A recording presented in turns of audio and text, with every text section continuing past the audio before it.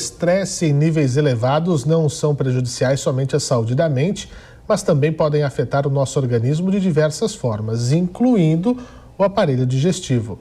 No entanto, é preciso destacar que nem todo sintoma gástrico é sinal de gastrite.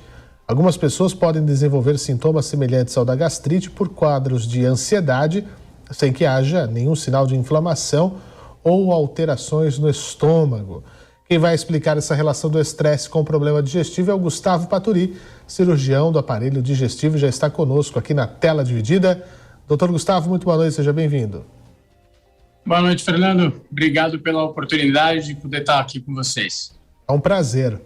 Doutor, a pergunta já está na tela. Estresse pode causar problema digestivo? Que história é essa? Não posso mais culpar a azeitona que eu comi no pastel. Exatamente. Na verdade, principalmente depois aí dessa pandemia, com isolamento, lockdown, a gente começou a ver que esses quadros de ansiedade e estresse pioraram bastante, não só a parte gástrica, mas principalmente todo o sistema digestivo.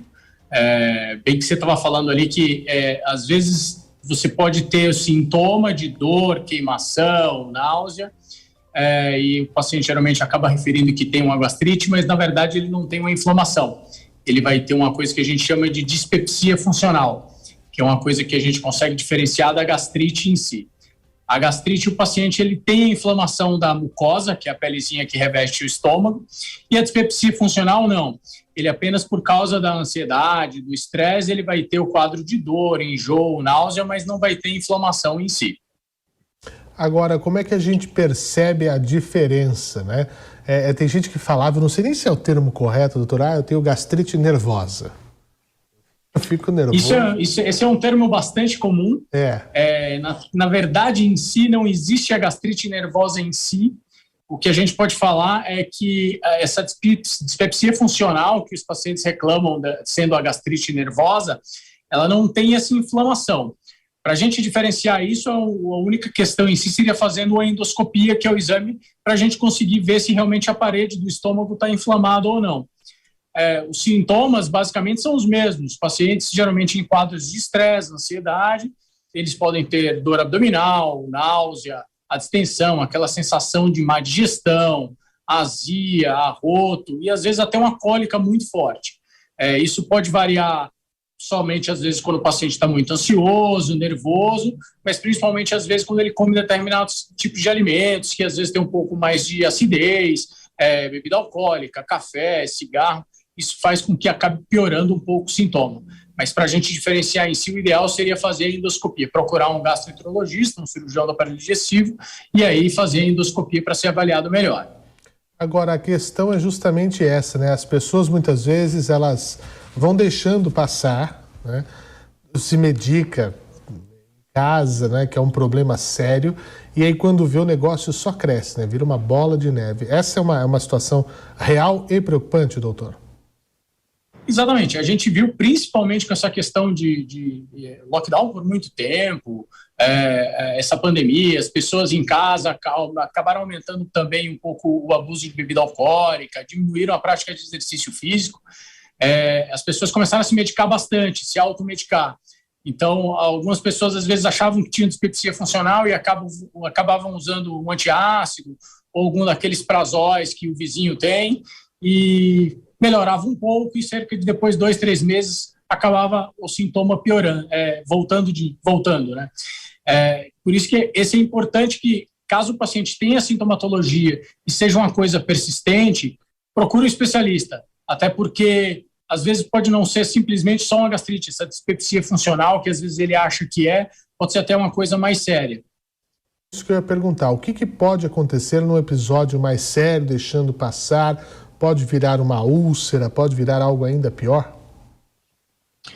Pode sim. Na vida da gente, o estômago, ele principalmente o estômago em si, a vida vai ser um equilíbrio entre a quantidade de ácido que a gente produz e uma barreira que a gente produz para proteger o estômago desse próprio ácido, que a gente chama de barreira mucosa. A ansiedade, o estresse, eles vão aumentar a produção de adrenalina, de cortisol, que vão fazer justamente o aumento da produção de ácido e a queda na produção de barreira, piorando a sintomatologia e piorando os quadros de gastrite, da inflamação da parede do estômago. Se o paciente acha que ele tem apenas uma dispepsia funcional, toma medicação uma vez, alivia, mas acaba sendo uma coisa persistente, pode evoluir para um quadro de uma gastrite erosiva, de uma gastrite hemorrágica e às vezes até num quadro de úlcera. A úlcera já seria aí mais uma lesão mais profunda na camada do estômago, e aí você pode evoluir para casos bem mais graves, levando até a óbito, levando à morte, quando às vezes o paciente pode perder sangue com vômito nas fezes, ou ter uma perfuração do estômago por uma úlcera gástrica. Então vamos lá, doutor, o que as pessoas devem se atentar no seu dia a dia, sintomas, sinais, questões que falam assim, opa, preciso verificar essa situação? É bastante comum quando a gente fica nervoso, ansioso, você ter queixa de queimação, dor, às vezes soltar um pouco o intestino. Mas se isso é uma coisa que acontece recorrente, principalmente não só em quadros de estresse, mas com alguns tipos de alimento, se fica muito tempo em jejum e acaba sentindo certos tipos de sintomas, o ideal é sempre procurar um médico. O que a gente vê bastante é aqueles pacientes que usam antiácido para tratar esses quadros de dor, queimação, náusea, e acaba sendo uma coisa recorrente. O paciente acaba usando aquilo ali praticamente 2, 4 vezes por semana, então ele vai apenas mitigando o problema e tendo um diagnóstico um pouco mais retardado. Então o ideal é ser uma coisa mais recorrente. Procure o seu médico, procure o especialista para fazer uma avaliação melhor, para a gente ver se realmente é apenas uma dispepsia funcional ou se é um quadro de gastrite, um quadro de úlcera gástrica ou até às vezes um quadro mais sério. Os próprios quadros de câncer gástrico, câncer de esôfago, eles geralmente começam com sintomas bem típicos de uma gastrite, de uma dispepsia funcional em si. Agora, doutor, a pandemia prejudicou muito a questão de diagnósticos, de busca de resolução de doenças? As pessoas ficaram com medo de ir atrás, né? Não iam a hospitais, enfim, a clínicas? Sim, Fernando, principalmente naquele início ali de lockdown total, que ficou todo mundo em casa e que a gente acabou até no primeiro 1 mês, 2 meses, a gente até suspendeu as cirurgias. Muitos pacientes pararam de ir no consultório e a gente começou a ver quadros mais graves aparecendo até a partir de junho e julho, os quadros de pedra na vesícula, pacientes que tinham cirurgia para ser feita, acabaram evoluindo para cirurgias de urgência, fazendo quadros de pancreatite aguda. Eu fiz alguns quadros cirúrgicos de pacientes com câncer de intestino, que seria uma cirurgia, não uma cirurgia simples, mas seria uma cirurgia eletiva, programada, e pacientes que não fizeram acabaram evoluindo para um quadro de obstrução intestinal, tendo que operar de urgência, emergência. Então, os diagnósticos em si de algumas doenças até benignas pioraram bastante, e os quadros das doenças malignas pioraram mais ainda, porque a quantidade de diagnóstico de câncer que deixou de ser feito foi bem acentuado, principalmente por não fazer endoscopia, colonoscopia, ultrassom, tomografia. A gente ficou ali uns 3 meses, basicamente, sem fazer bastante exame. Isso é muito ruim em vários setores da sociedade como um todo, e a gente teme, não é, doutor, que, por exemplo, num ano como esse, a gente comece a ter uma explosão de casos graves de doenças de pessoas que deixaram o diagnóstico para depois, não é? Exatamente. A gente tem tido, mais ou menos aí de outubro para até agora, a gente não teve uma explosão de casos graves, mas a gente acabou tendo que operar um grande número de pacientes que foram pacientes que fizeram diagnósticos durante a pandemia e acabaram não fazendo nenhum tipo de cirurgia. E muitos pacientes agora perguntando, por causa desse aumento de número de casos aí da Ômicron, se a gente vai suspender cirurgia, se a gente vai continuar atendendo normalmente. E basicamente com o que a gente aprendeu a princípio, a gente não tem nenhuma recomendação do Ministério da Saúde, nem do CREMESP, mas a princípio é continuar com atendimentos, continuar com cirurgia para justamente manter, evitar com que os pacientes tenham mais prejudicial,